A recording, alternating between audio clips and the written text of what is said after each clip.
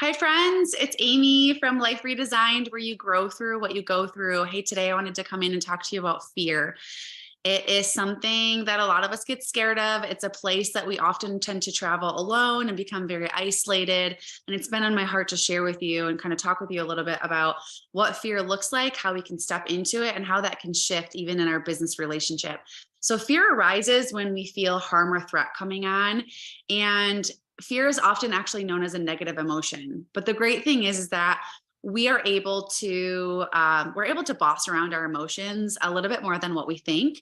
So we are able to tell fear if we are grasping onto that negative emotion or if we turn that into something positive and accept and enroll love to come right along with that. Our brains are hardwired for fear. So basically to give us a heads up for danger in any way. So the good thing is that that itself is a positive. We need that fear, and we've been hardwired that way since we've been born. And so today I wanted to just kind of mention three things to remember about fear, and maybe just talk about what we can do in our business when we witness fear, fear even within our business setting. So number one, the danger that we feel can be real or made up. It's really important that when we feel fear, we identify where it's coming from prior to any reaction. So there's three different kinds of fear. There's irrational, rational, and then primal fear. So some examples of rational fear are like afraid of sleeping in the dark, being afraid of heights, dying. Some examples of primal fear are being afraid of spiders, being afraid of snakes. And an irrational fear a lot of times is brought on by a traumatic experience. So you'll see a lot of triggers within that type of fear. So it's really important that we identify which type of fear we're having so that we can know and understand and realize and plan and talk about how we're actually going to press into it first and deal with it and be proactive with it versus just run away because it's just going to keep coming back. So once you're able to identify the fear, you'll know how to respond to it. So we'll have to face it, visualize it, breathe through it, take time out, step into it, talk about it. There's a lot of different ways that we can actually kind of focus on dealing with it, so to speak. I have one of my great friends. I met her when she was afraid of spiders, and she stepped into that fear by wearing a ring of that had a spider on it, and she faced and stepped into her fear. I have another friend who was completely fearful of being in front of an audience, and she stepped into that fear by going on a stage in front of a couple to few hundred people and stepped into that so she could face that fear. I have another friend who's afraid of heights, and she went skydiving. So there's lots of different ways that you can kind of like understand, and kind of press into it. If you're looking at a triggering fear, or anxiety related fear that can really ramp up the feelings and the triggers and the emotions and the body temperature, shaking, all of that stuff. Don't remember to take a time out. Remember to step back. Remember to ask for help. Remember to talk about it. Those are all things that we need to face it, to visualize it, to step into it, and to overcome. And number three, fear is a basic emotion, and it's already programmed into our nervous system, like I was saying before. So the great thing is that we've been born and equipped with these survival mechanisms. So a really powerful thing with our body is that our body a little bit of that is intuition, but our body tells us when to be fearful. So a lot of that is that intuition that we feel like, nope, this is not right. I'm getting scared. And there's a reason why that is there. So it can be positive because it's warning us. It's warning us that there's danger ahead, and it's warning us of a place or a space or a person or a thing to not get closer, to not get involved, et cetera, et cetera. So it's really important that we slow down when we're in our fear so that we can pay attention to where it's going to take us. So it's all about allowing ourselves to slow down and take control of that fear versus turning away, running away because we are too scared.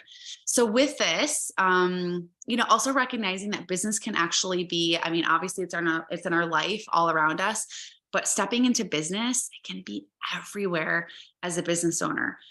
We can run into business when we are, not having enough finances, low self-esteem, not thinking that you're good enough to start a business, your business goes through troubles and not having enough confidence to really understand that your business is going to make it, not understanding your business journey, failing in business, going through a lifelong learning lesson. So with all of this, recognize the fear in your present business journey, and then let's figure out how we can actually press into it. Okay, so I want you to imagine, here comes fear, you're turning around, running, or you're actually turning about face and facing it head on when you are in business. This is so important to do. And there's so much support out there of how you can actually go through it. So number one, step into it. Don't run away.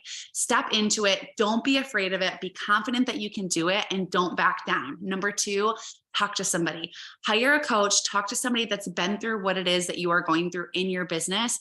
Find someone that has what you want. If you do what they do long enough, you can get what they got. Find someone that has been through fear in the same situation that you have too, so they can help you through it. And number three, take action. Sometimes when we meet fear, we shut down. We shut down. It's scary. It's too much. It's a lot to deal with, and we don't want to face it. And I'm telling you, the biggest thing in business is when fear comes, you've got to press into it. You've got to press into it. You've got to step into it. You've got to jump into the fire of fear and be like, okay, how am I going to overcome this? What steps do I need to take? Who do I need to talk to? What is my personal journey as the leader of this business going to look like? Friends, fear can just be so much, but it can also, it can be so much, and we can look at it as such a negative thing, but it can be such a powerful thing too.